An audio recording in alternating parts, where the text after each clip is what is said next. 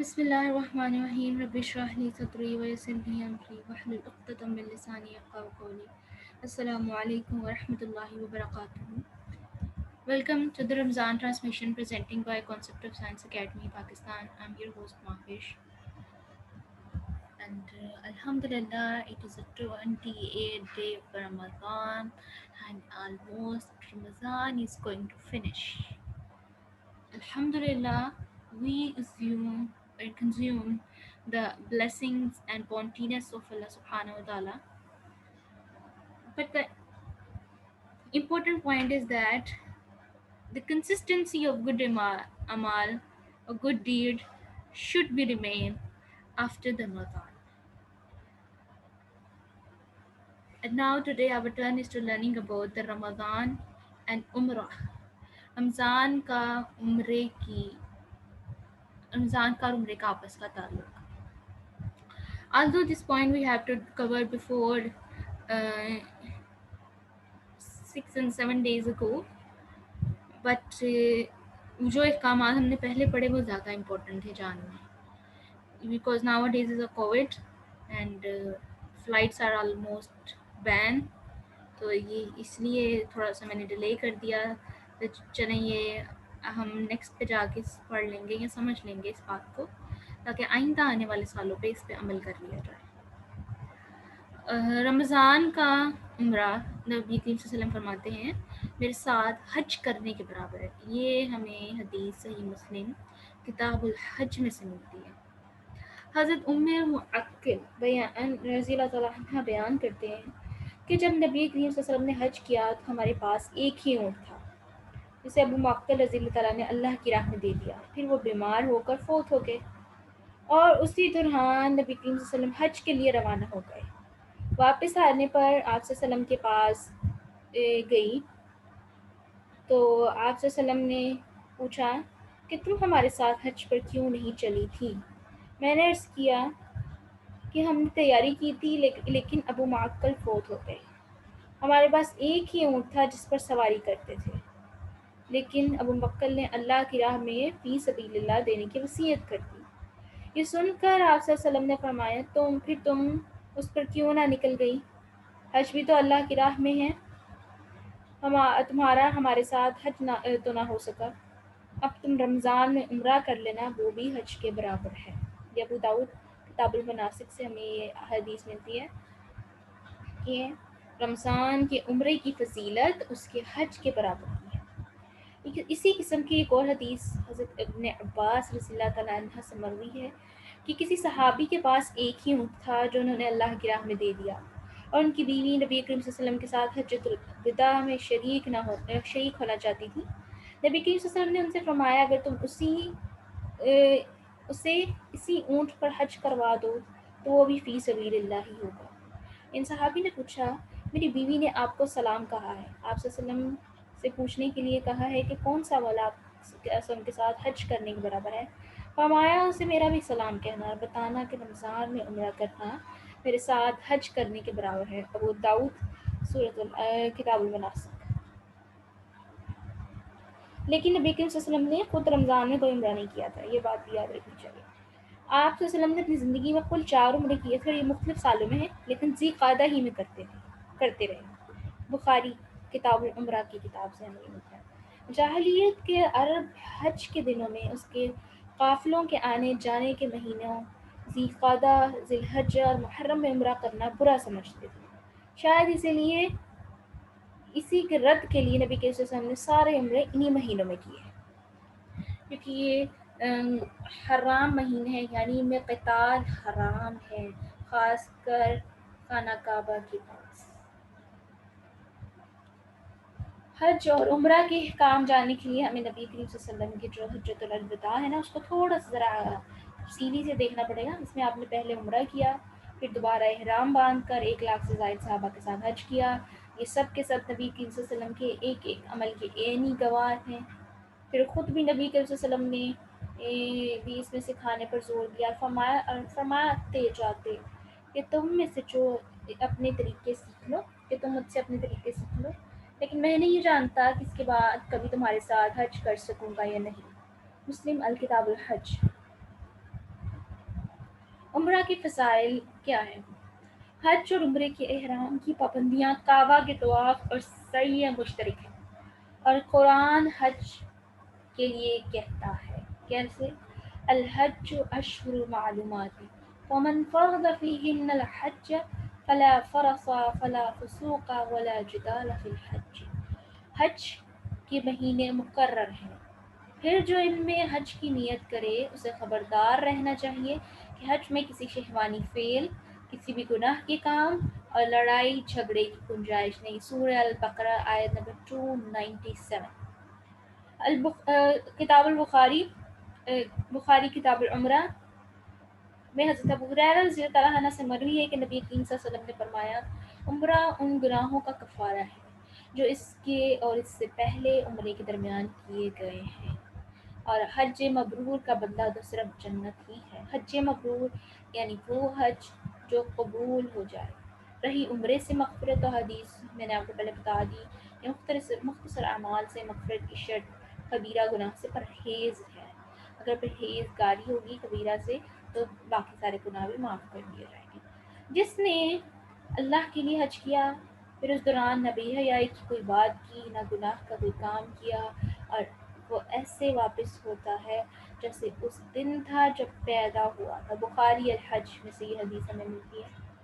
اللہ کی راہ میں جہاد کرنے والا حاجی اور عمرہ کرنے والے اللہ کے مہمان ہیں، اللہ نے انہیں بلایا اور وہ آ گئے، اب وہ اللہ سے مانگیں گے تو اللہ انہیں عطا فرمائے گا۔ ابن ماجہ کتاب المناسک۔ چنانچہ حضرت عمر رضی اللہ عنہ نے جب نبی کریم صلی اللہ علیہ وسلم سے عمرے کی اجازت مانگی تو آپ نے فرمایا، میرے بھائی ہمیں اپنی دعاؤں میں شامل رکھنا اور بھولنا نہیں۔ ترمذی الدعوات کتاب الدعوات۔ حضرت ابو ہریرہ رضی اللہ عنہ سے روایت ہے کہ نبی کریم صلی اللہ علیہ وآلہ وسلم نے فرمایا، جو شخص حج کے لیے نکلا اور فوت ہو گیا اس کے لیے قیامت تک حج کا اجر لکھ دیا، اور جو شخص عمرہ کے لیے نکلا اور فوت ہو گیا اس کے لیے قیامت تک کا عمرے کا اجر لکھ دیا جاتا ہے، اور جو شخص جہاد کے لیے نکلا اور فوت ہو گیا اس کے لیے قیامت تک کا جہاد کا اجر لکھ دیا جاتا ہے۔ صحیح ترغیب کتاب الحج۔ اب یہ ساری احادیث ہمیں بتاتی ہیں کہ حج اور عمرہ کی کتنی امپورٹنس ہے۔ one of those who have استطاعت and have enough financial resources، اسے ضرور بضرور اللہ تعالیٰ کے گھر کا دیدار کرنا چاہیے۔ اس گھر میں ایک امن ہے، ایک سکون ہے جو کہیں اور نہیں پایا جا سکتا۔ اس گھر کی امپورٹنس یہ ہے کہ اسی شہر میں ہمارے پیارے نبی حضرت محمد صلی اللہ علیہ وسلم کی ولادت ہوئی، اور حضرت ابراہیم اور حضرت اسماعیل نے بہت چاہت کے ساتھ اللہ کے حکم سے اس گھر کی تعمیر کی۔ پھر ہم سب کو اللہ تعالیٰ سے توفیق مانگنی چاہیے کہ ہمیں اپنے گھر کا دیدار ایک بار تو لازمی کروا دیں۔ اب سوال اٹھتا ہے کہ دوسروں کی طرح سے حج اور عمرہ کرنے کی کیا شرائط ہے؟ میت کے ذمہ روزے کے احکام میں حدیث میں نے آپ کو بتایا کہ روزہ اور حج دوسرے کی طرف سے کیا جا سکتا ہے، اسی طرح عمرہ بھی کیا جا سکتا ہے، اور زندہ آدمی اور میت دونوں کی طرف سے کیا جا سکتا ہے، اور شرط یہ کہ شخص نے پہلے اپنا کر لیا ہو۔ حضرت ابن عباس بتاتے ہیں کہ حجۃ الوداع میں جب سب لوگوں نے نبی کریم صلی اللہ علیہ وسلم کے ساتھ با آواز بلند لبیک پڑھی تو ایک صحابہ نے کہا، لبیک ان تشرمت، یعنی شبرما کی طرف سے لبیک، لبیک ان شبرمت یعنی شبرما کی طرف سے لبیک۔ آپ نے ان سے پوچھا یہ شبرما کون؟ کہنے لگے میرا بھائی ہے یا دوست۔ آپ نے پوچھا کیا تم نے اپنا حج کر لیا؟ وہ کہنے لگے نہیں۔ نبی کے وسلم نے کہا پہلے تم اپنا حج کر لو پھر شبرما کی طرف سے کرتے رہنا۔ کسی نے اپنی ماں اور اپنی بہن کی موت کے بعد نبی کریم صلی اللہ علیہ وسلم کو دو الگ الگ موقعوں پہ بتایا کہ انہوں نے حج نہیں کیا۔ آپ سے نے پوچھا اگر ان کے ذمہ کچھ قرض ہوتا تو تم اسے ادا کرتے؟ انہوں نے کہا جی ہاں۔ فرمایا تو پھر اللہ کا قرض ادا کرو، اللہ اپنے قرض کی ادائیگی کا زیادہ مستحق ہے۔ بخاری کتاب العمرہ و کتاب الایمان۔ حضرت ابو ذرین بن عقیل رضی اللہ عنہ نبی کریم صلی اللہ علیہ وسلم کو بتایا کہ یا رسول اللہ میرے والد بہت بوڑھے ہیں، نہ حج کر سکتے ہیں نہ عمرہ، نہ سواری پر بیٹھ سکتے ہیں۔ فرمایا اپنے والد کی طرف سے حج بھی کرو اور عمرہ بھی کرو۔ نسائی کتاب الحج میں سے ہمیں یہ بات ملتی ہے۔ قبیلہ خشعم، ایک صحابی نے بھی حجۃ الوداع میں نبی کریم صلی اللہ علیہ وسلم سے یہی بات پوچھی کہ یا رسول اللہ وسلم، میرے باپ کو حج کا فریضہ سو وقت پہنچا جب وہ بڑھاپے کے باعث سواری پر بیٹھنے کا قائل نہیں ہے۔ آپ نے فرمایا تم ان کی طرف سے حج کر لو۔ مسلم کی یہ حدیث ہے۔ حجۃ الوداع کے موقع پر ہی ایک صحابی اپنے بچے کو اٹھا کر لائے اور پوچھا یا رسول اللہ وسلم، کیا اس کے لیے حج ہے؟ فرمایا ہاں، اس کا ثواب تمہیں ملے گا، یعنی بچے کو، آپ چھوٹے بچے کو اٹھا کر آپ حج کر رہے ہیں تو اس کا ثواب کرنے والے کو بھی ملے گا۔ یہ مسلم اور حج میں سے ملتی ہے۔ خواتین کا حج اور عمرہ کیا ہے؟ حضرت ابو ہریرہ سے مروی ہے کہ نبی کریم صلی اللہ علیہ وسلم نے فرمایا اللہ اور یوم آخرت پر ایمان رکھنے والی عورت کے لیے جائز نہیں کہ اپنے کسی محرم کے بغیر ایک دن اور ایک رات کا سفر کرے۔ یہ بخاری کتاب التفسیر صلاۃ سے۔ حضرت ابن عباس سے مروی ہے کہ نبی کریم صلی اللہ علیہ وسلم نے فرمایا کوئی شخص ہرگز کسی اجنبی عورت کے ساتھ تنہائی اختیار نہ کرے اور کوئی عورت کسی محرم کے بغیر سفر نہ کرے۔ ایک صحابی کہنے لگے یا رسول اللہ، میری بیوی حج کے لیے جا رہی ہے اور میرا نام فلاں قصبہ کے لیے لکھا ہوا ہے، اور میں جاؤ اور اپنی بیوی کے ساتھ حج کروں۔ مسلم کی حدیث۔ ایک دفعہ نبی کریم صلی اللہ علیہ وسلم سے شوہر کے ساتھ رہنے والی ایسی عورت کے بارے میں پوچھا گیا جس کے پاس گنجائش بھی ہے لیکن اس کا شوہر اسے حج کی اجازت نہیں دیتا۔ فرمایا اسے اپنے شوہر کی اجازت کے ساتھ جانا چاہیے۔ حج اور عمرے کے دوران تجارت اور کسب معاش کے حوالے سے کیا آتا ہے؟ کیا اس دوران ہم بزنس میٹنگ اٹینڈ کر سکتے ہیں، یعنی بزنس کال کی جا سکتی؟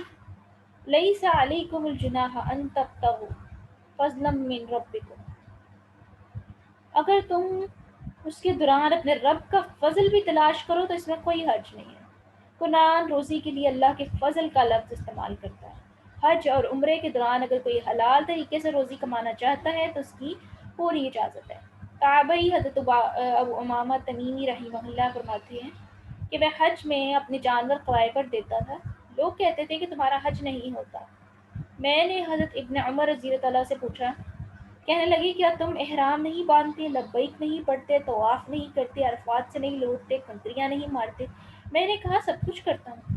حضرت ابن عمر رضی اللہ عنہ کہنے لگے پھر تمہارا حج صحیح ہے، کیونکہ نبی کریم صلی اللہ علیہ وسلم سے بھی کسی نے یہی سوال پوچھا تھا تو آپ صلی اللہ علیہ وسلم خاموش ہوئے۔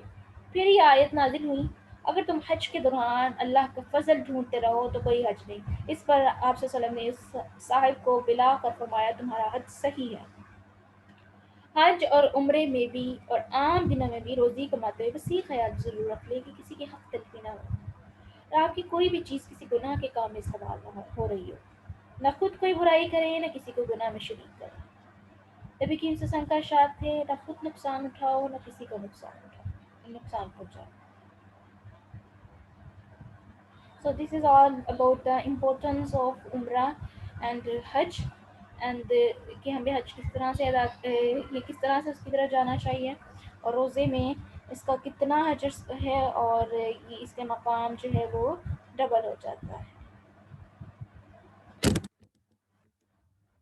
And today dua is ربنا آمنا فاغفر لنا وارحمنا انت خیر الراحمین۔ اے پروردگار ہم ایمان لائے اس لیے ہمیں معاف فرما دیجیے اور ہم پر رحم کیجیے، آپ سب سے بڑھ کر رحم کرنے والے ہیں۔ بے شک اللہ تعالیٰ سے بڑھ کر رحم کرنے والا کوئی نہیں ہے، اور ہمیں ہمیشہ جو ہے وہ اللہ تعالیٰ کی رحمت اور اس کی مغفرت کی ضرورت رہے گی۔ وآخر الدعوانا الحمد للہ رب العالمین۔ السلام علیکم ورحمۃ اللہ وبرکاتہ۔